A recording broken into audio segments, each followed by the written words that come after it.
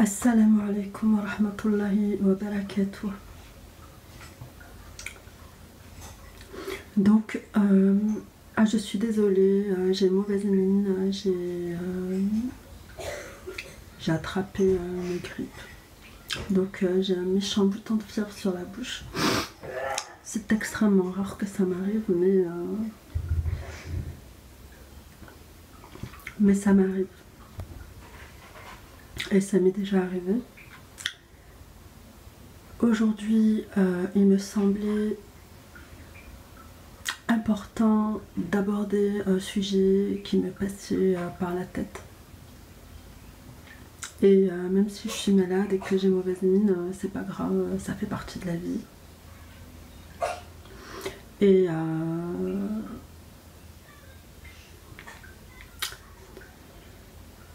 d'ailleurs, la vie et la santé sont très fragiles et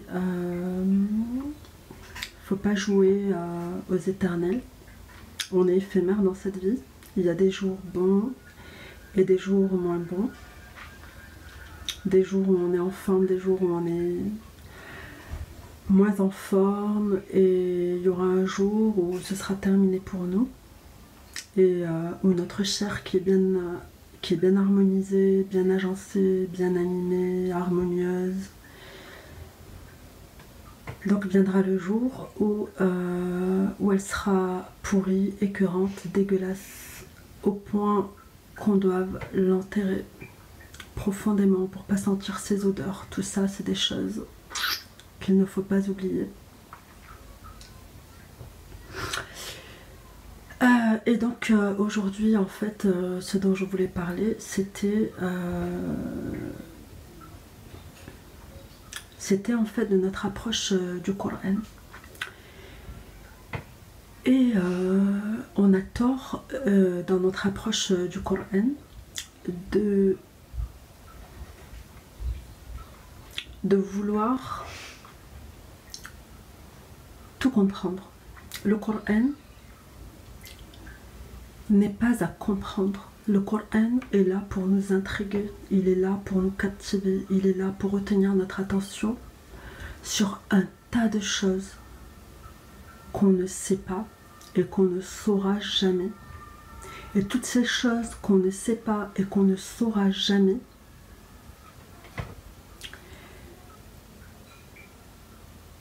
c'est des facteurs stimulants de notre intelligence, de notre curiosité et de notre foi. Parce que la foi, c'est de savoir qu'on ne sait pas et qu'il y a quelque chose de supérieur, quelque chose de plus important, de plus puissant que tout ce qu'on voit et que tout ce que l'on perçoit. C'est cette intrigue qui fait qu'on a la foi, c'est cette intrigue qui fait que le monde ne s'arrête pas à ce qu'on voit et à ce que l'on touche.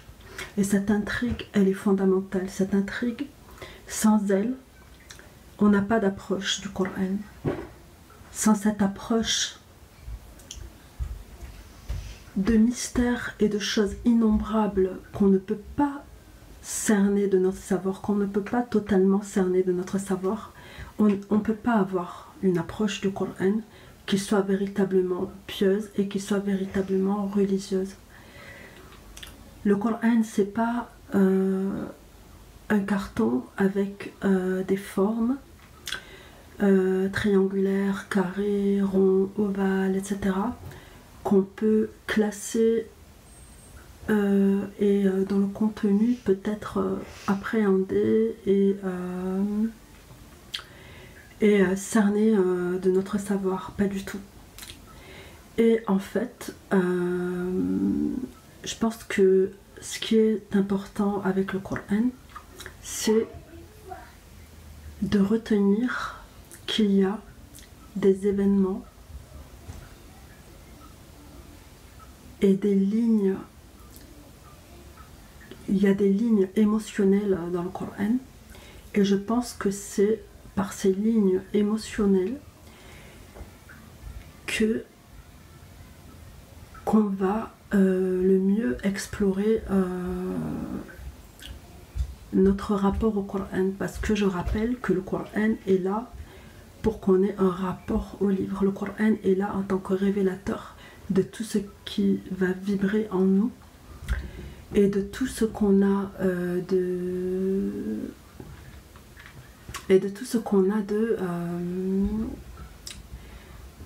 d'héritage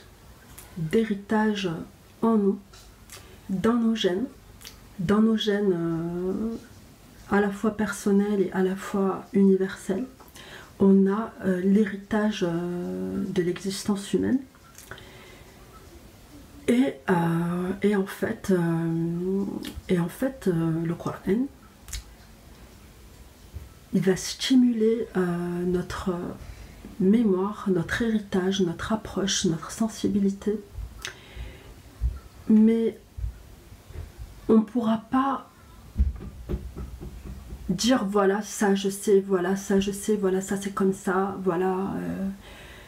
On pourra pas, ce sera pas forcément tangible, mais ce sera quand même là, et ce sera quand même stimulant, et ce sera quand même intriguant, et ce sera quand même là, mais sans qu'on puisse le classer, sans qu'on puisse poser des mots, sans qu'on puisse forcément mettre la main dessus. Mais ce sera là, et ce sera parce qu'il y a plein de choses comme ça en fait qui nous composent, qui font partie de notre personne, qui font partie de notre pensée, qui font partie de notre esprit, de notre sensibilité, mais on ne met pas forcément des mots dessus. On ne se le représente pas clairement par rapport à des formes que l'on connaît déjà, que l'on a déjà vues, ou que l'on a déjà touchées, ou que l'on a déjà entendues. Mais c'est là quand même. Et en fait, le Coran, il est là en tant que stimulateur en fonction de ce que l'on vit, et en fonction de ce que l'on lit, et en fonction de ce que l'on écoute, en fonction de nos états d'âme, en fonction de nos moments de vie, des moments qu'on traverse dans notre vie. Le Coran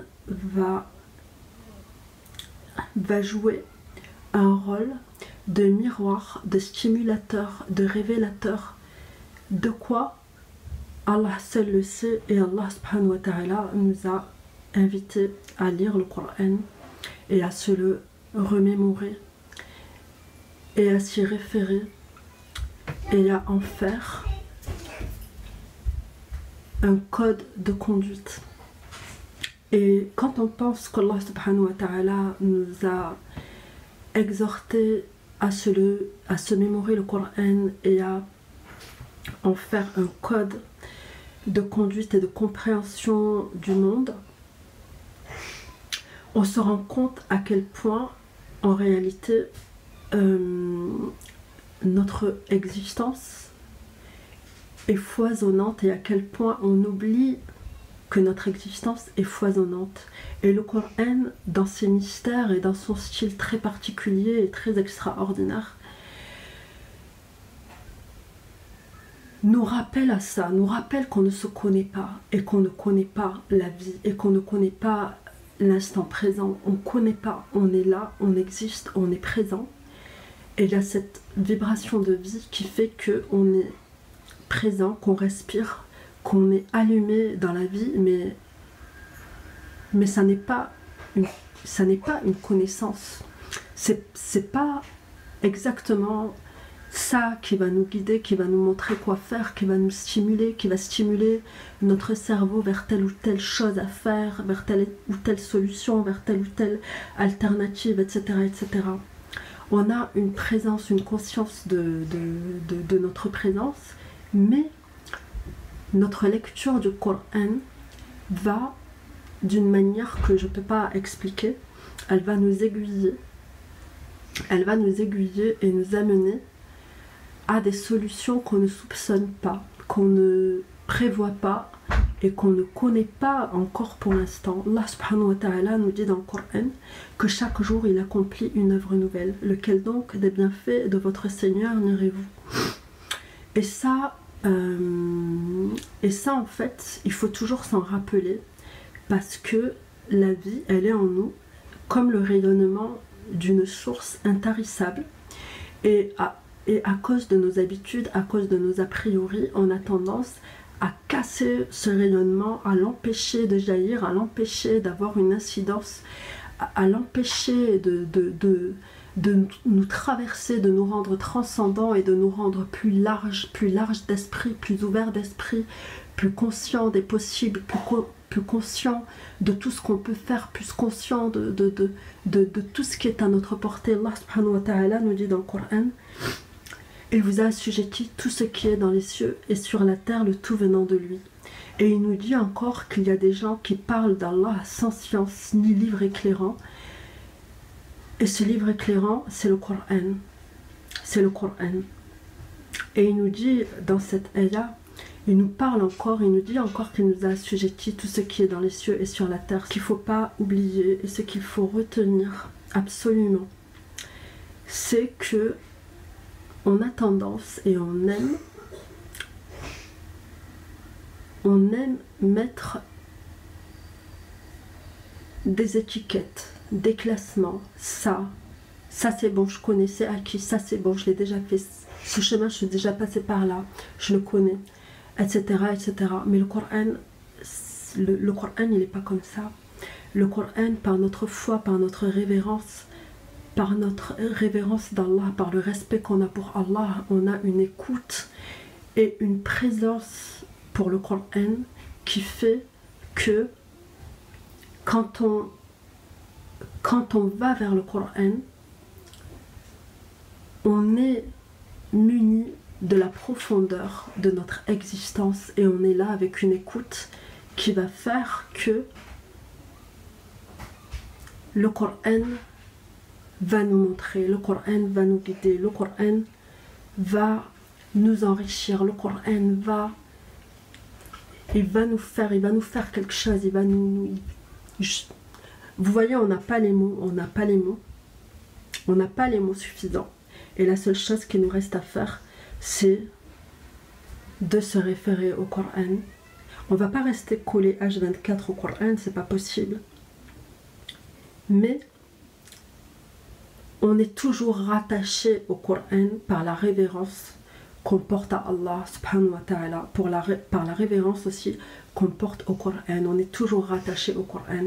Il ne faut pas oublier que le Coran, c'est un livre physique, mais il est là pour réveiller et révéler notre fibre unitarienne, notre fibre muwahida. Et il est là pour révéler notre fitra, notre pureté, notre innocence, qui va faire que on va être reconnaissant envers Allah subhanahu wa ta'ala et on va savoir quoi faire dans notre vie. Et ça, c'est fondamental. On doit savoir quoi faire dans notre vie. Déjà, par la dépendance, la crainte de dépendance à Allah subhanahu wa ta'ala. Sans lui, on n'est rien. Sans lui, on n'est pas guidé. On n'a pas les yeux ouverts. On n'a pas d'ouïe. On n'a pas de parole. On n'a pas de congénères. On n'a pas de frères en humanité. On n'a pas de frères en religion. On n'a pas de vecteur humain. On n'a pas de sans lui, on n'a pas tout ça. Subhanahu wa ta'ala.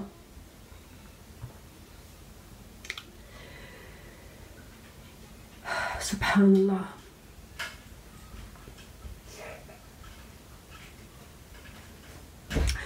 Et donc, je disais, dans notre vie, on doit savoir quoi faire. D'abord par la révérence et la reconnaissance en Allah subhanahu wa ta'ala.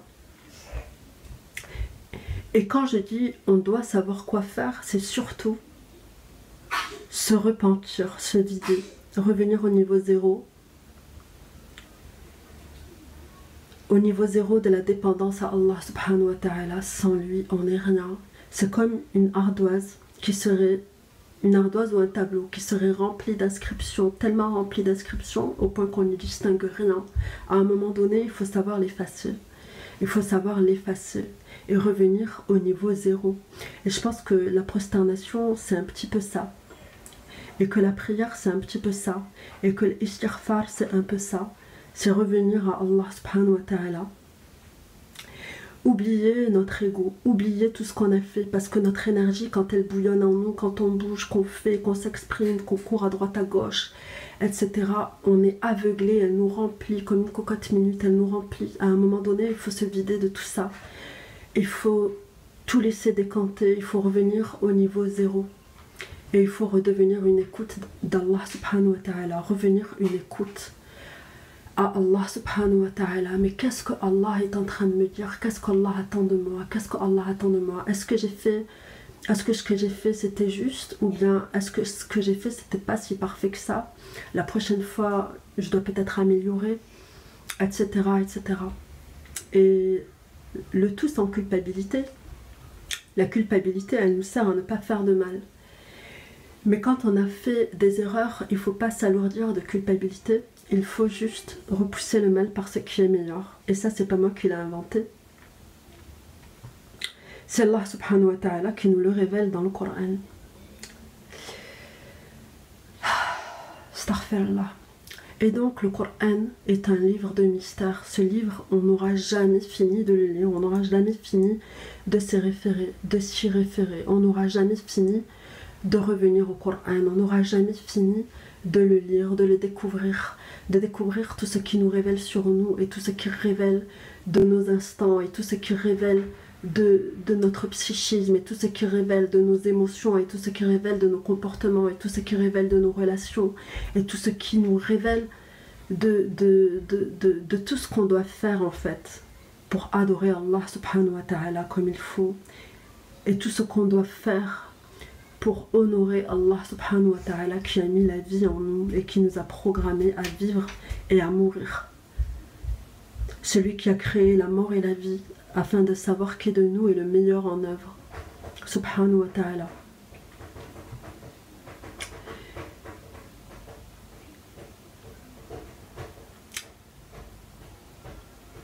Parce que la vie, c'est pas juste la forme dans laquelle on est enfermé, cette forme qui va nous quitter. Comme je disais tout à l'heure, la santé est fragile.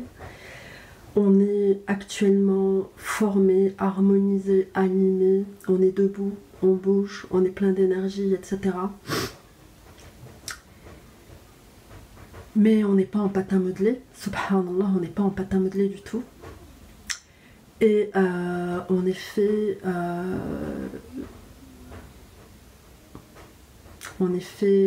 de chair, de sang, d'eau. Et c'est assez paradoxal de penser à ça quand même. Hein. C'est ajib, subhanallah wa bihamdi, c'est extraordinaire. Et donc aujourd'hui j'ai un méchant bouton de fièvre et ça fait mal en plus. Donc mais bon, alhamdoulilah, c'est pas quelque chose de grave. Qu'Allah nous préserve et nous mène au bien, nous accorde de vivre pour le servir et nous accorde la santé pour le servir et nous accorde ses grâces. Voilà, je pense que j'ai passé mon message, je vais pas en rajouter. Mais juste, n'oublions pas que le Coran est fait pour révéler quelque chose de nous-mêmes qu'on ignore et pour révéler quelque chose de notre vie qu'on ignore. À chaque fois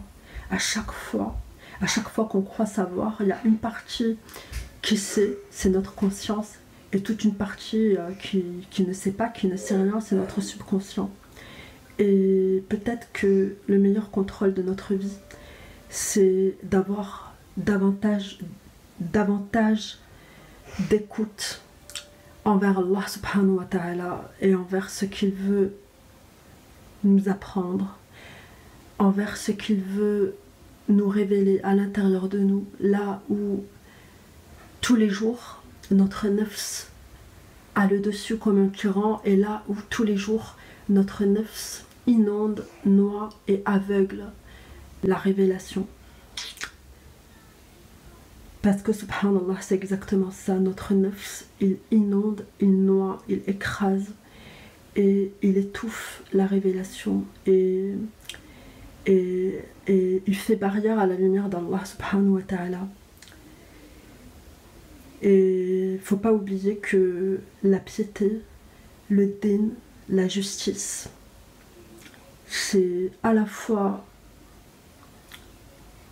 un peu d'ego, mais pour mettre en œuvre le non-ego. Le non-ego, c'est toute la place qui revient à Allah subhanahu wa ta'ala. Il nous faut juste un peu d'ego pour rendre à Allah la place qui lui revient au centre de nos existences. Parce que la vie est éphémère et qu'on a été créé pour honorer Allah subhanahu wa ta'ala et pour lui faire honneur et non pas pour faire honneur à nos égos qui finiront pourris, bouffés par les vers sous la terre. Même si c'est dégueulasse de s'en rappeler, malheureusement ou heureusement, c'est la vérité. Et gloire à Allah qui nous a créés, harmonisés, façonnés, qui nous a donné un corps et qui l'a bien formé, et qui nous éprouve de temps en temps par la fatigue, par la maladie, pour nous rappeler que la vraie vie, elle est après, et que cette vie présente-là, elle est éphémère. Alors n'oublions jamais que la vie présente est éphémère, que la vraie vie, c'est la akhira, et que cette vie présente, actuelle, elle sert surtout à nous rappeler ce qui nous attend dans l'au-delà. Elle sert surtout à nous rappeler que quand on tombe, on se blesse ici-bas, mais dans le paradis, on ne se blesse pas. Dans le paradis, on n'est pas malade. Dans le paradis, tout est parfait. Dans le paradis, on ne saigne pas. Dans le paradis, on ne souffre pas. Subhanallah. Alors, pas d'idéal à part Allah subhanahu wa ta'ala qui a créé la mort et la vie afin de nous éprouver et de savoir qui de nous est le meilleur en œuvre, et pas d'autre idéal qu'Allah subhanahu wa ta'ala qui a créé l'homme et qui a révélé le Coran, et pas d'autre idéal qu'Allah subhanahu wa ta'ala qui nous permet, il nous promet l'idéalité dans son paradis. Cette idéalité qui ne quitte pas nos esprits, mais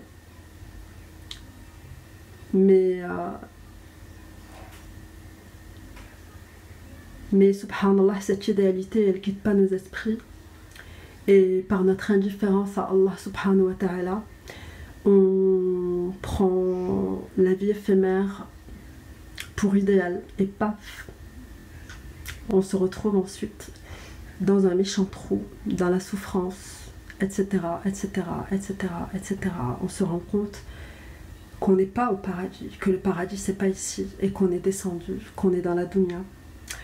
Voilà, donc qu'Allah subhanahu wa ta'ala nous compte parmi ses adorateurs, parmi ses fervents serviteurs, parmi ses fidèles, et j'ai même envie de dire parmi ses amourateurs, qu'Allah subhanahu wa ta'ala nous compte parmi ses amoureux, qu'Allah subhanahu wa ta'ala nous compte parmi ses préférés, qu'Allah subhanahu wa ta'ala nous compte parmi ceux qui l'aiment plus que tout et qui n'ont d'idéal que lui subhanahu wa ta'ala, qui a créé tout ça, qui nous a créé, nous, dans la forme dans laquelle on se trouve, et qui est capable de tout ratisser et de tout révéler une nouvelle fois, qui va tout éteindre et qui va tout rallumer, et qui a promis le paradis éternel pour les justes et qui a promis l'enfer éternel pour les injustes.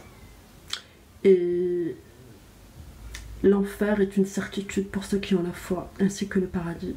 Et alhamdulillah. Assalamu alaikum wa rahmatullahi ta'ala wa barakatuh wa salam wa salat ala rasulillah.